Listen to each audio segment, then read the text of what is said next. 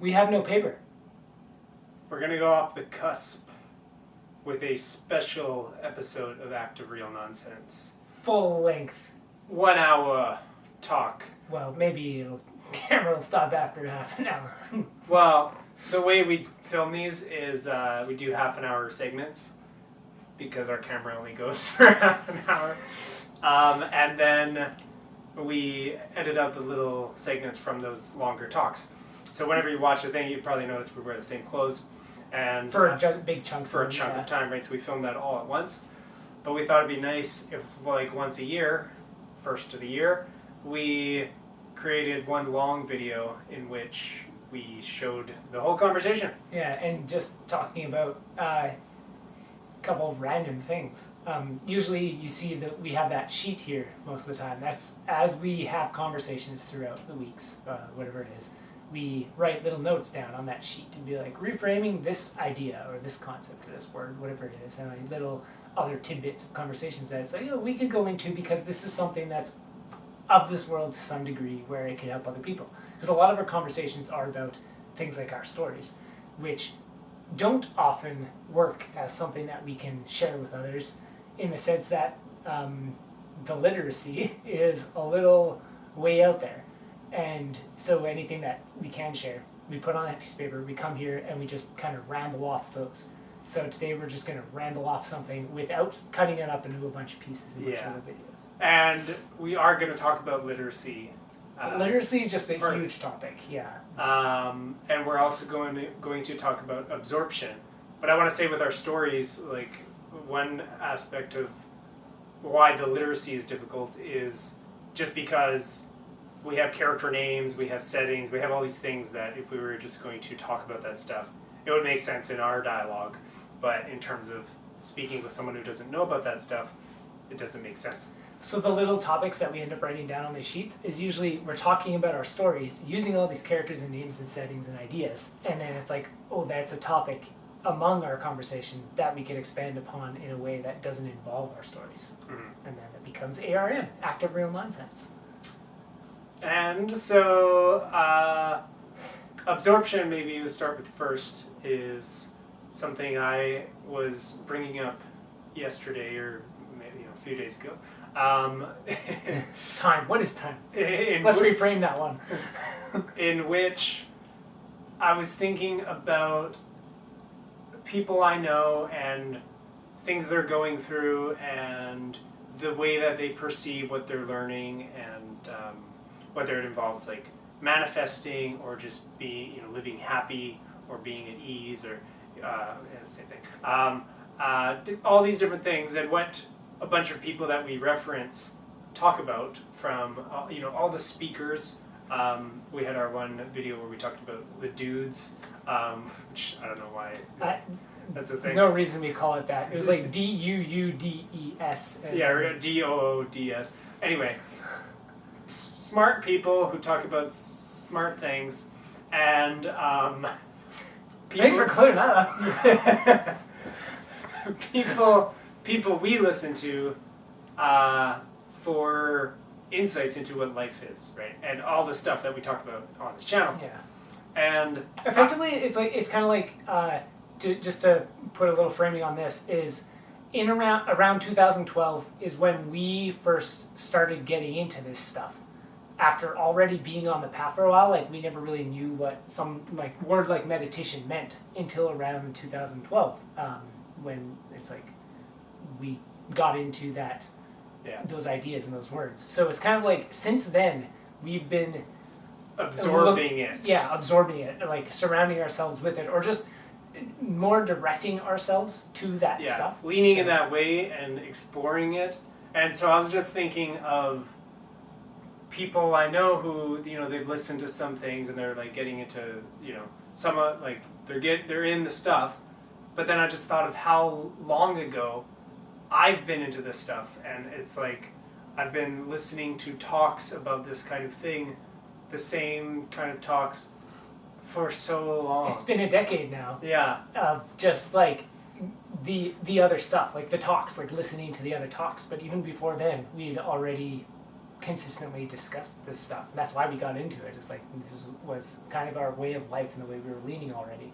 So it's that long. And it's a long time. It's the absorption is that's a necessary part of learning and like integrating. The integration is fundamental, as they say. Bringing it into oneself so that it's no longer something foreign, and it just really feels like this is who you are, or I am, or this, this is what I understand, and it's my natural understanding, the default, instead of anything else. Like it's been a decade for us since we first found Vipassana or something in 2012, and so that's 10 years. That's not very long, and a lot of people are like born into this. Like a lot of Eastern cultures where they're kind of surrounded by spirituality concepts to begin with might be, and or just hippie parents from the 60s, and it's stuff like that. They might be already brought up and somewhat absorbed in these terms like spirituality, like those words and those concepts of mindfulness, etc., from young onwards. And like that's a lot of time. And if you compare like the 10 years to the rest of life, it's a blip. And for most people, say you're 60 years old and just starting to really get into this, like that means from 10 years from now, like to be 70 by the time you've absorbed it and been basking in that vibe and that terminology and in that essence long enough to really shift the system enough to make up for, and it's not like make up for the 60 years as if that's compounded or whatever, but like 60 years of being in different states or whatever, they're probably pretty similar to each other in different ways.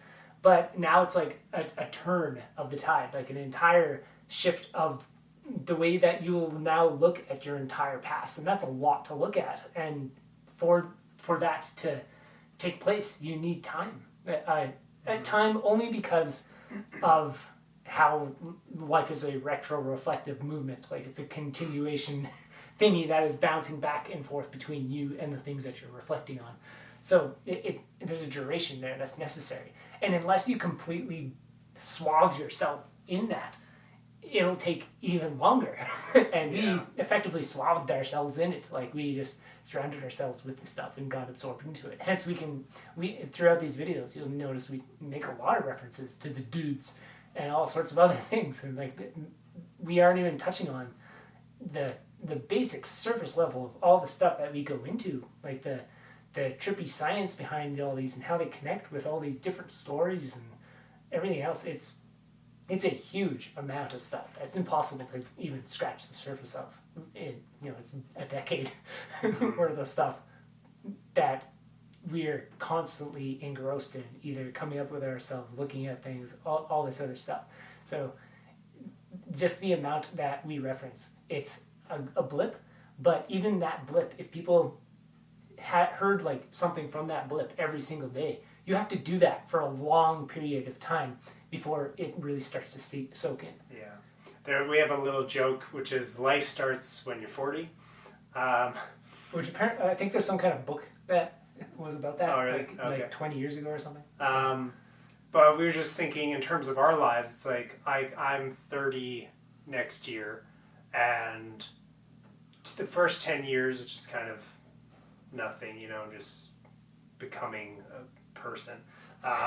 Nothing. And then the next 10 years was like, just, I don't know what to say about it, but it was only been the last 10 years when I did my first Vipassana course, it was like, wow, this is like my first real education, because I'm actually going inside myself, and it's not just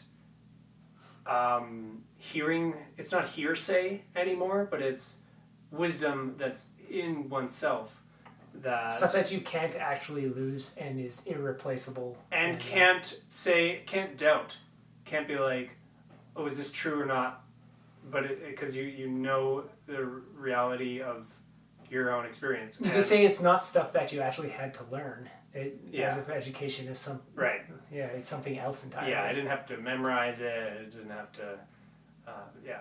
And so it's only been, it's going to be 10 years next year.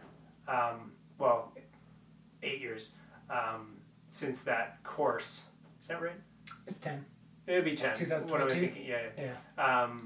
10 years since that course next year. And it's just... If it was 2012? It was. It was, okay. Yeah. Because I did my first course while I turned 20 on the third day or whatever. It was my birthday. And so, just it feels like so much has happened in the last 10 years, where those other years, a lot happened, but there was school in place, and then just even the previous, 10 years, just like all the... It's just being almost raised and eventing and stuff. It was like Yeah. events and information and nothing that's legitimately tangible. Like we think tangible as in like a physical thing, like knowledge, like, oh, now I have this piece of things or whatever it is, memories and so on. But that's not actually tangible in the sense of like a real energetic factor that carries with you regardless of circumstance. Yeah, something you don't have to maintain in the sense of, I guess. It becomes true power. Like in the sense of like you are now there's a continuous presence there, and that is a tangible thing now. No matter what room you walk into and any interaction you're in, it is a part of your life, rather than like something like information, like knowledge, like memory, where it's only a relevant factor if you go into a room where that information is relevant to everything. Yeah, like, it's something that is always with you, and you live by it. And it's like just taking Vipassana as one thing, which for me transformed how I live a lot, probably more than anything. I did 8 of those courses, or I went back the next year and I did 3 or 4, and I was there at the place for like 2 months or whatever, and then I did the next one, and so that And during that time, there's like all sorts of other stuff here. And all sorts of other stuff, yeah. But so that just that one aspect, the absorption just with that thing alone, was a lot, and a very powerful thing to be absorbed in. So yeah. Yeah, and that's with something that is about the way one experiences life. So it's not something that you can really see, and if people are going through it, you have to be very clear-minded just to be able to like understand that it's taking place with oneself. Where it's something like there's some, I think it's a phrase in marketing of something like it's 16. You have to maybe 16 was the number of the other thing, but like 16 times you have to expose the information or the thing that you're selling to people in 16 different ways before it's something, before it sells or whatever, it'll stick with them, so they like know to purchase it or whatever. And that's a marketing thing. So it's like, this is more money has gone into marketing and media than anything else on the planet combined. Obviously, like if there's a logo or a phrase or anything that's done anywhere, it's effectively to sell something in a way. And so it's a well-researched thing. Like this is very well defined and categorized and scientifically proven if you want empirical evidence in that sense. So the absorption via consistent, diverse angles of approach is a necessary factor for something to really soak into a person if they lack the clarity to pick up things the first time, which the majority of people, obviously, unless you have already absorbed the spiritual and mental and physical foundations for absorbing things instantly because of developed awareness and balance, then you're going to need a lot of exposure in multiple different angles and approaches to get anything. Yeah, we were laughing one time that there's like people after you go to Vipassana, you're there for 10 days, and the teacher calls it the kindergarten of Vipassana because it's one course, it's just beginning, you're just taking the first step, right? But it is 10 days, and it is just that for 10 days, you don't do anything else. And then by the 10th day, there's discussions among people who are there with you doing the course. And on our first course, we realized that there's a bunch of people who just did not even understand what the practice was by the end of the course, where they were talking about, and we just spoke about in some of their videos, or we will soon if we hadn't already, observing sensations and not reacting to them is like the key core of the practice, and these people we were talking to did not get it, and it's like you need another course because you failed this first you failed kindergarten, right? Which if you look at our reframing failure videos, we mean it in that context. yeah. So it's like it's just funny and it's the majority of what people will enter in the development sense, not just spiritual, but any kind of actual development of bettering oneself in any way, is often kindergarten. But not only just kindergarten, but because of the lack of skill and perspective to see it as what it is, as kindergarten, as anything, okay. As anything. Yeah. Really, Okay. Then, regardless of what they encounter, it will be kindergarten, even if it is something as deeply rooted and functional, like a Vipassana. Yeah. So, like, just via the perspective, one has to graduate from kindergarten within themselves by exposing enough to these kindergarten things. So you end up with, like, somebody has to maybe not take a Vipassana course, but hear a bunch of motivational speakers, and then read a bunch of books by all these really the same speakers. yeah, like the same speakers, the really common ones like Tony Robbins or Wayne Dyer, Eckhart Tolle, and all these other people that speak about very simple things in very simple ways that people can pick up on, even if it can be a lot deeper than what they see, but they're at least going to get it if they don't get it. And they need to do enough of that to graduate out of kindergarten from their own perspective and way of seeing, so that they're like, oh, there is something more, and then move on to that. It's kind of like if you're watching like a baby play with some like little car or something. It's like, oh, that's cute, and like they make their car fly or whatever. It's like you don't get angry at the kid for making that car fly or be like, no, that's not how you do it or whatever. It's they're learning, they're whatever, and eventually they grow up and they'll figure out what an actual car is, and oh, they're on the ground only, and or whatever else. Like if a baby's chewing on a car, it's oh, that's cute. Like that's the way that most people are. Right. The majority of the time, until they've absorbed enough to go beyond the chewing on cars and making cars fly or whatever toys, and have like learned a little bit more about things until they know what this little toy car is at all, let alone all of the nuances of it, and then to be able to actually like drive one. What you can do with it. Yeah, like how it operates and all the potential behind it, and just all the things that it spreads out to, like, oh, there are other vehicles like boats and planes, like you have to start in such a kindergarten phase that it's like, it's not even kindergarten, it's like infancy. That is the majority of where most people start, like even starting from as a child.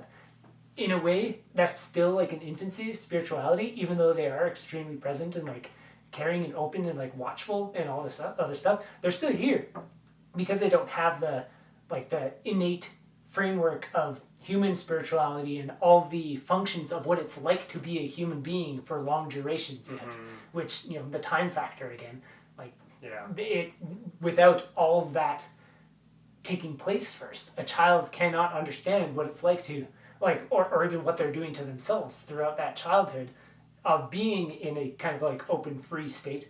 They might not see all these subtleties and know the ramifications of that and the consequences, or more direct long-term effects, because there hasn't been term enough to be long. I feel like a good example that's kind of funny, you brought the toy car or the train, or not the train, the plane.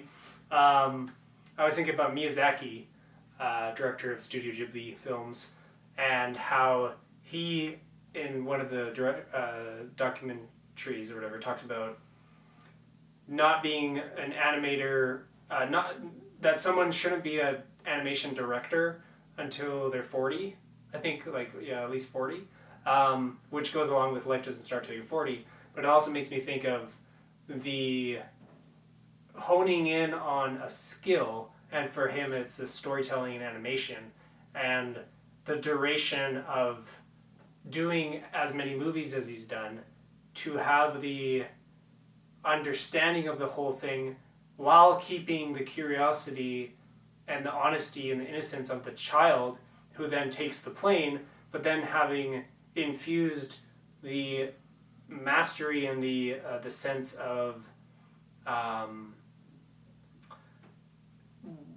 kind of seeing, like, there's a scene in one of the documentaries where he's making a plane fly, and he's animating that, and then one of the other guys is like, he wants this plane to fly in his own imagination the way only he can see it, and so anybody else tries to animate it, it's not the same, and so, but we don't know what he's trying to do because it's only in his mind, and so it's like this is all those kind of examples. This is just like a person living various examples that we said about, like, duration and the absorption into something and mastery while keeping creative freedom. Yeah, and like using that skill to then kind of almost, this goes into literacy almost, or like have develop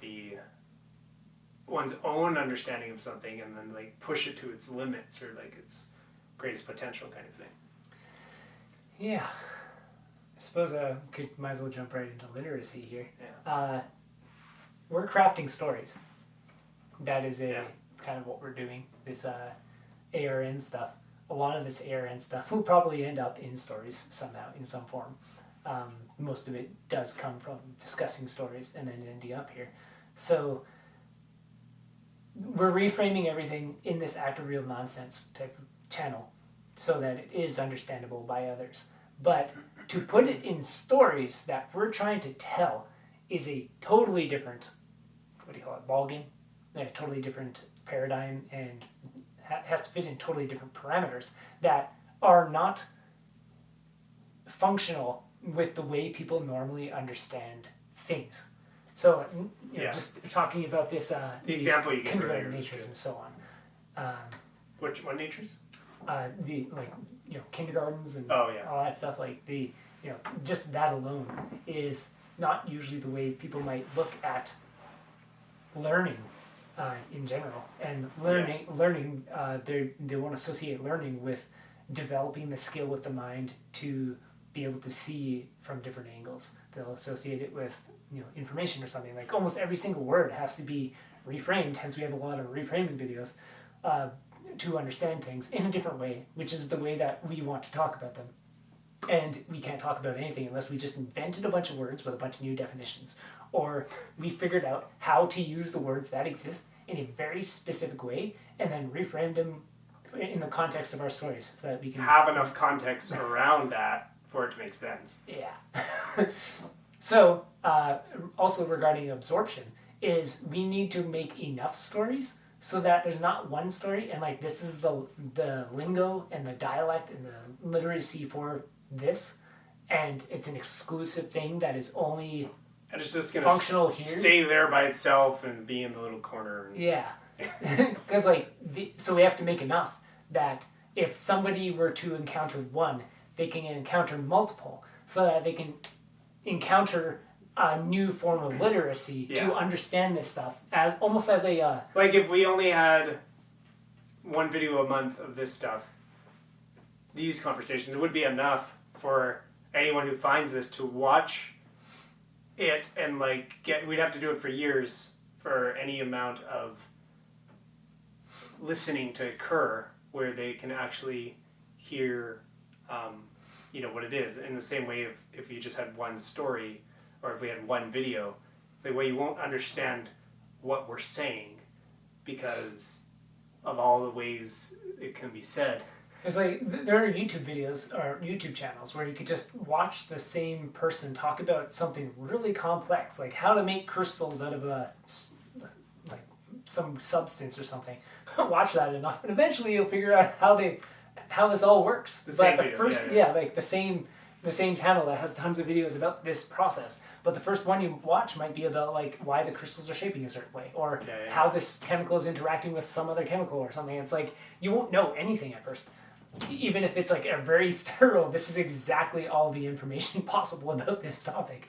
It won't make any sense without enough points that create a critical mass that help you lean over and like flesh out this substantial thing. This brings me to, I guess literacy really aligns perfectly with this. Is there's a video of Richard Feynman that I believe is from a series of his content, I forget, but there's a clip on YouTube and it's like called Why, somebody uploaded it, and Richard Feynman, and somebody asks like, why do magnets have this energy when you do this, right? And he understands the question better than the guy asking the question, and he ends up explaining this whole story of like, if a woman slips on ice and falls down and her knee breaks or something, or her leg breaks, then she goes to the hospital. Well, why does she go to the hospital? How did she get there? And what happens at the hospital? Why would she go there? And then like, why did she slip in the first place? It's like, well, because ice gets slippery when you step on it. Well, why does ice get slippery when you step on it? And if you're explaining this to someone who really knew nothing about it, there's so much to be explained before anything really is getting clicked together. It's like, oh, like, people at the hospital can help her, and ice just ice all just stuff. does this. What like, is ice? What is just assumed that makes it possible for us to have the dialogue or the story that takes place. To go into like why he would explain it that way is like a lot of science today, and like the entire field of it really. There's a lack of understanding about a lot of things. Things like magnetic fields are one of them. That if the person asking the question was like, how does this work? How do the magnets work? And then Richard Feynman actually answered that question with the real answer, it would probably challenge so many assumptions about what that person also thought about how things work, that like to go into anything about the like any specific detail of it, like it's these specific things he would have to explain in all these different ways, that some of them the person might understand, some of them they won't, some of them would counter what that person understands about the physics of all that, whatever it is. So answering the question was literally impossible in any functional sense that would fit into a single video, even though it could be explained extremely simply. To explain it simply, you would need to know the terms that were used. So if you said something like if you said electromagnetic field and how fields work, immediately you're going into, okay, what is electromagnetic field? Like there's 3 words there that would need explanation, and then each of those would probably need more explanation. It goes on and on, and that is the way our stories work. Yeah, that's literacy, and the literacy of what we're doing might as well be trying to explain magnetism to a caveman. Yeah. And so so the one example with Kiwo. Yeah. So one character in our story, World 17, main character, you can... So the opening scene to the book is a girl skipping up a mountain that is on the tip of a dragon's tail, flying through ethereal counter space. It's like an outer space made of a soup of energy inside her mind. So it's effectively a volcano made of her mental contents and mental constructs that she is skipping up. And she got into there using a ritual that distincts her field from this counter space that she's hopped into. And she did so with a song, and to make that song something tangible that she can keep with her while she goes into this counter space to keep her field distinct in like an energetic factor. She carries it around with her in her pocket. So she carries a song in her pocket through this amber liquid soup. And like just by that alone, being an opening scene, the literacy of it is so, not only on a technical sense of like, okay, she carries a song in her pocket. How the heck did she get a song in her pocket? Then I would have to explain that. And then it's like, how is this hill made of an amber boiling bubbly soup?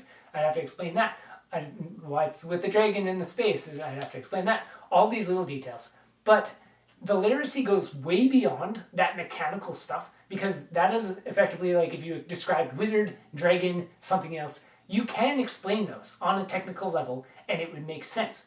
But it's also extremely confusing for people, and this is the hard part, that the little girl skipping across the street somewhere can be skipping for the sake of skipping itself, just for fun, just in a state of play. The little kid is skipping for the sake of skipping, or an adult, just anybody is playing for the sake of play itself. And to have that as an understanding that this can be a clear motivation and not have it be necessarily stated directly or exemplified in the act of it being done because it's done for its own sake. That type of literacy and understanding of states of being and motivation is so outside the framework of what most people do that I ended up watching some breakdowns of other stories and other prologues and stuff after like writing this, like a long time after writing it, and be like, oh yeah, how does it, because some of the commentary on it was like, I don't understand Kiwo's motivation. I don't, like, can I have more motivation in this character so I know what she's doing and where she's going? And so I watched some stuff about like how character motivation works and stuff in screenplays, whatever else, and a lot of it was like a lady is waiting beside her dead son at the end of the world, or somebody is at this place and it's very somber and waiting to die, whatever. Like there's these very obvious things of like, oh, this person is mourning over something, and you can just say a simple phrase like they're something went wrong and like they're a puppy died. The whole save the cat thing is like a very off writer related topic, and I think there's a book written about it and stuff. It's like there's a cat that was saved or a puppy that was kicked. You feel bad for the puppy and happy for the cat. That type of stuff is very clear, and there's a huge literacy around it about like reacting poorly or like negatively to some things and positively to others via attachment and all this other stuff. That's just like, yes, that is right, that is wrong. We understand that. That is so clear. But the literacy around a person can just be doing this thing for the fun of it, literally no other reason, and the objective of effectively every single person, even if they are like mourning over the dog and cheering for the cat or whatever, their goal ultimately, regardless of who you are on the planet, is to be happy, and that a person can be in a state of joy and happiness and play, and that is its own purpose, and they're doing it, and for that to be the motivation is just to continue in this joy is not in the literacy. And so, how do you get that across in a novel where I'm thinking like that's a different art, where I was just thinking of the show Community, which I've been watching recently, and how you have characters like Jeff, who is a lawyer, and he's kind of this, he's often got, something he kind of wants or doesn't want or whatever, right? And then you have characters like Abed or Troy, who have similar things sometimes, but then they have lots of moments where they're just playing for the sake of having fun. And it's like, they're like adult kids. And you can just see it because, they're just like acting like robots or something. But if you're going to be like, yeah, where is that going? Like, what's the plot of that? If that was in writing, and if you just started a chapter with that character, did you think, is something going to happen with this? But what if the character doesn't ever really go that far into, oh, I really need to get this thing that I want, like the character Jeff would in the show Community, right? So you have the very obvious, more like adult mind, and then the child mind, which is just a distinction because people in this world are kind of like that. But if you didn't have that in this world, if it was much more the kids are the adults and the adults are the kids, how do you describe that and get that across in something like that? Yeah. And then you end up with how the one thing that I learned from these like reading these breakdowns or stuff about writing in screenplays and stuff like that from books and whatever is how some tool that I can use that will help a lot is in stories there's a lot of like you zoom in on like a character interaction, like a person with another person or a face or whatever, like the expressions on the very intimate level, and then you zoom out and you show like the city, like a lot of movies start with a overscape of or overview of the city or something, and then it zooms in to whoever's there, or you start zoomed in and it shows the greater world going on around. But to use that tool, I can maybe use that tool, and this is something that I haven't seen other stories have to do, to zoom in on the character and the state that they're in, meaning like they're in the state of play, and zoom out on the motivation, on how, like to zoom out from the setting, to zoom into the character specifically and like what they're doing, and then to zoom in on more the state of being that they're in, how they're there, their motivation and all that stuff of just like motivation, not like to go anywhere, but my motivation is play, and they're in that state, and it's not like a direction or anything, it's this is the state. And if somebody was highly developed and aware, they would understand this state as like the whole usual framing of motivation is like to get somewhere. Anybody that is how would you say it, they're skilled enough with the mind and with the spirit and with the body to know what the ultimate end point of any kind of motivation that you could ever have is, to end up happy and enjoying yourself, can look at that and be like, this is good. The character obviously wants to be here. They like you don't have to state the character's wants. Of course they want to be here. You don't have to state that what the character is not paying attention to or paying attention to. It's very clear. Like all that stuff would just be so clear because the literacy would be there. But because of the way people usually have a literacy about stories and motivations and stuff, people get confused and like, what is the motivation? Yeah, it's like, can you not? I already have obvious? the questions I want to ask before I read the thing. Almost, you know what I mean? Yeah. Like, it's these questions I think should be answered. So I have a conclusion about it, and therefore I'm coming at the page with that conclusion, and then I'm going to miss what's more obvious because it's actually just written there, because I'm going to add things to it instead of just taking it at face value and realize like this is just what's happening in this very moment, and to trust the author and trust see it just as it is and go along with it. Yeah, well, even before that, just to see like see a puppy relaxing somewhere, and to just, it's just a puppy relaxing somewhere, and just to see that so completely is some like this is not, it doesn't even have to have anything to do with stories at all. Yeah, this is just a universal I just thought of this example of one time I was outside a grocery store and I was just drinking a smoothie on one of their tables, and I saw, it was like a hot day, I think it was, and these kids were in this car, and they had somebody rolled up the windows or whatever, so these kids were in the car by themselves, and then this lady started in the parking lot, started freaking out, thinking these kids are like, they're gonna get heat stroke or whatever. She was freaking out about, just assuming all this stuff about the situation. And then the guy eventually got to the car, and she was angry, and he then reacted, and then there was just no communication between them, and then he like drove off, and he almost hit someone because he was not paying attention. And it was just like witnessing this impermanent total reaction situation take place between these people who had no idea what was happening and were not just able to look at this situation and just be like... And then it's like, no wonder stories, people think they have to have conflict. Yeah. Because then now you have a story. And whereas like everything I saw there would not be as interesting as understanding what these kids are thinking about and like playing in the car or something while they're just waiting for their dad to come back or whatever. It's, you know, the high stimulus of like, oh, he's gotta react to her and she's gotta be angry and then he's gotta almost hit someone. That would be like, you know, what people would think of writing into a scene in a movie or something, but it's like, Gotta have motivation. that's not interesting to me. Yeah.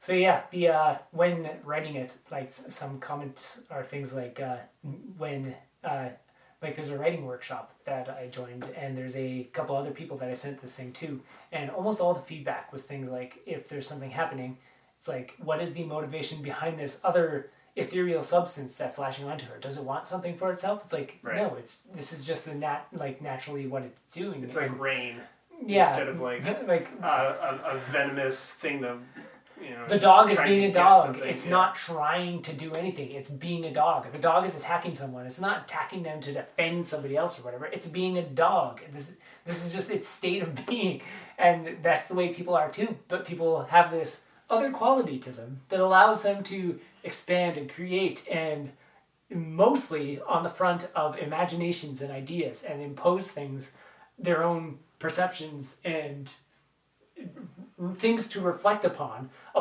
everything else, so that they can reflect on it, and then ignore the reflections on themselves, see the world a certain way that reinforces the way that they imposed, and then they impose it again because it's reflecting.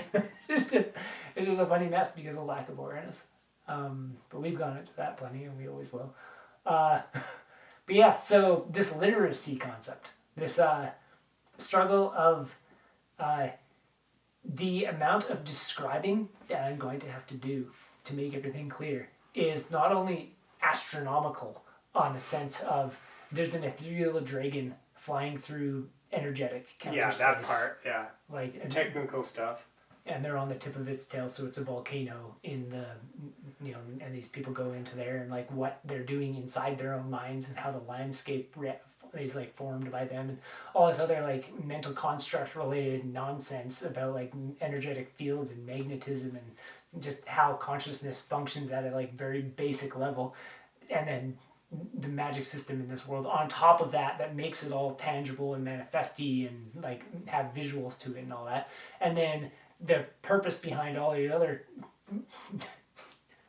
things to make it work, and then these characters who are all as wacky as Austin Powers and Ace Ventura and whatever else, that if you just read Austin Powers on the page and you have no idea what Austin Powers was, how do you visualize that when every character's like that too? The whole thing is just a pile of mess. And then on top of that, you have the literacy issue of if a character is happy, and that is the point of literally every single motivation on the planet, and you actually see it just happening, there's an imposing upon it, like, this must be like a Something's not there's right. there's got to be something wrong, or something's about to go wrong, or the like just it is missed entirely to the point where I'll have to like zoom in from the setting to the character to the like weird magic system to thing to the actual state of being itself and go into it in all this really simple but nuanced terminology and description, just so people understand, like, oh, I get it. Like, a character being happy is just being happy. That's... Don't need anything else. And that's why we have 30 books. Because it's good, like, you could read one book like that, and you could reread that book again and again, but it would be probably quicker to read that book, read a different book, see it happening in a different way, with different characters, and then go back to that other book. Same with a marketing tactic. You have to see the thing differently 15 times or whatever to really understand it. Because if you just keep seeing the same blaring, click here now or whatever on like every pop-up, it just get annoying, or like you know it's just like, okay, that's that. Mm-hmm. It's an isolated thing there. But if you hear it by word of mouth here, and you see it there or whatever, and it makes sense. And like, oh, cool, I've had like 3 friends tell me instead of one friend scream at me. And then it's like, yeah, this is something that is more than just an exclusive little entity. And if there's one story, the natural tendency would be like, it's an isolated story with this vibe or whatever, and it can never be done again. So we need to make enough that Yeah. people can look I at it and mean- be like, you can live happy in multiple ways. Yeah, yeah. I was just thinking, like, a long video, or like a long time ago, we made a video about the new Logan movie. It's not really new now, but the Wolverine movie where they did like a twist and it was now rated R and it was like this or that, right? And people had written articles and YouTube videos about like it's a new kind of superhero movie. But it's hard. It was hardly changed at all, really, from like the smallest little thing people consider such a giant step when it's like what we're doing is totally not of this world at all.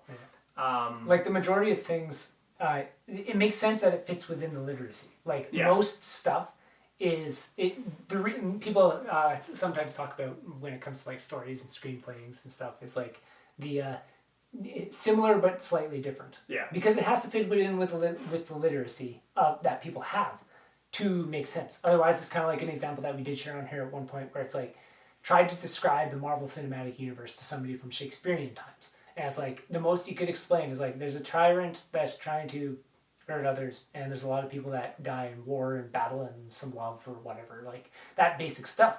But the actual concepts behind it of like, you know, implying things like balance of the resources and entropy and all this other stuff, and like the entire mental framework is different. So even if it was the exact same, even if they understood all the terminology in space and all that somehow, it still would not make sense because the mind was different. Like the entire mental collective understanding, collective consciousness, you could say, was different then. In the same way that it was different 100 years ago when nobody could talk about mindfulness because nobody understood the concept that you had like your mind played a part in life. And like that was just a century ago. So like just the amount of evolution that's happened there is huge, and that is a drastic shift in literacy. So most things, it makes sense that it fits, and what we're doing does not fit. So we've got to figure out ways of reshaping the literacy just to be able to write the stories that we're trying to tell. So that's what we're going to do 30. And, yeah. Yeah, so this is how we make our ARN videos. We just sit here and chat. Sit here and chat to you. Yeah. One day we'll probably hire a group of little kids to follow us around with cameras, and they can record all of our chats because there's a lot of them, and some of them are really cool. We don't record them and stuff, but and we say little kids because they would have no ideas about how to do it proper, and therefore it'd be more creative and fun and unique. and they would ask actually really funny questions. capture the essence of things in a fresh way, kind of things. Yeah. Yeah. Well, this is our Happy New Year. Yeah, this is our annual ARN chat, and we'll have a new little short video again tomorrow. Hopefully all that made some sense. Basically, literacy is a huge factor in life in more ways than people can possibly imagine. And we're doing something that hopefully helps develop literacy in a new direction with all those things that we want to and enough bask of ourselves in to absorb. Enough of it so that it can be absorbed. Yeah. Because like just as, you know, it takes a long time and a lot of stuff to surround oneself with for it to really soak in. And that is no different when it's something that's very wholesome and spiritual and enlightening in those terms. And we're trying to make enough of it that there's a fantastical, like a fantasy made up, cool, fictional, action-packed, crazy set of stories that are like that to go along with all the cool mindfulness developments that are pretty trendy these days or whatever, and will continue, that there is some place that people can turn to that is like, hey, really cool, wholesome fantasy stories that are in this new literacy, and that we can soak in and absorb. And there's enough of them to sit with and learn and grow and enjoy.